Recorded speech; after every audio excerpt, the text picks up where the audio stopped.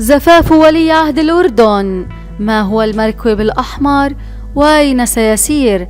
عمان ستشهد في الأول من يونيو زفاف الأمير الحسين بن عبد الله الثاني وخطيبته رجوى آل السيف. لا تنسوا الاشتراك في القناة وتفعيل زر الجرس ليصلكم كل جديد.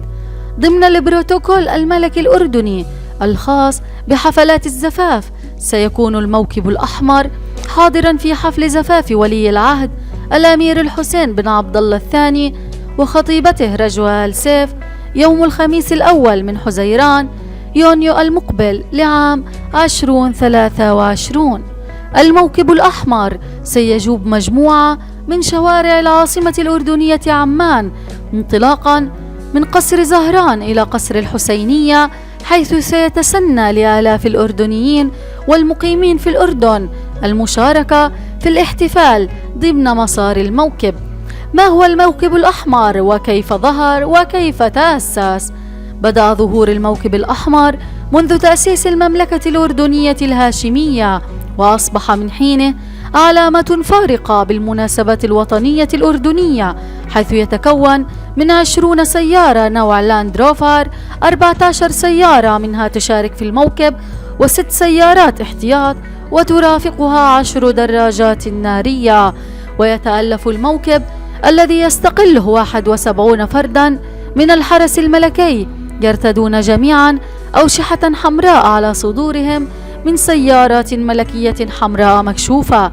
كانت في البداية تسير رفقة خيول بيضاء يمتطيها فرسان، واستبدلت الخيول لاحقا بدراجات نارية. ويجهز الموكب وفق بروتوكول معتمد لدى التشريفات الملكية، وتتوزع السيارات خلال سير الموكب وفق تشكيلات محددة. ويحيط الموكب الأحمر بسيارة الملك إلى طريقه إلى المناسبات الوطنية أو في أثناء زيارة أحد رؤساء الدول أو المناسبات الخاصة كالزفاف مثلا. لا تنسوا الاشتراك في القناة وتفعيل زر الجرس ليصلكم كل جديد. أعلنت مديرية الأمن العام الأردنية تفاصيل الخطة المرورية التي سترافق مسيرة الموكب الملكي الأحمر احتفالا بزفاف الأمير الحسين ولي العهد المعظم. وأكدت المديرية أن الخطة المرورية ستنظم توقيتات الإغلاق وأماكنها والتحولات المرورية والطرق البديلة على طول مسار الموكب الملكي، وسيبدأ تنفيذها من الساعة 3 بعد ظهر يوم الخميس الموافق 1/6/2023 ولغاية 7 من مساء ذات اليوم.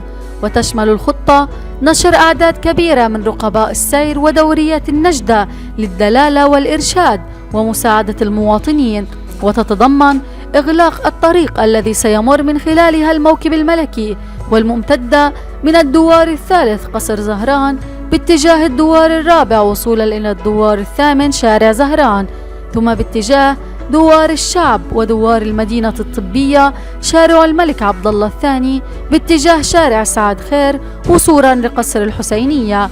وأكدت مديرية الأمن العام أن الخطة الأمنية كفلت تأمين خطوط السير والوصول للمستشفيات والمراكز الصحية الموجودة على مسار الموكب، إضافة إلى نشر نقاط للدفاع المدني على طول الطريق خلال مدة الإغلاق. لا تنسوا الاشتراك في القناة وتفعيل زر الجرس ليصلكم كل جديد.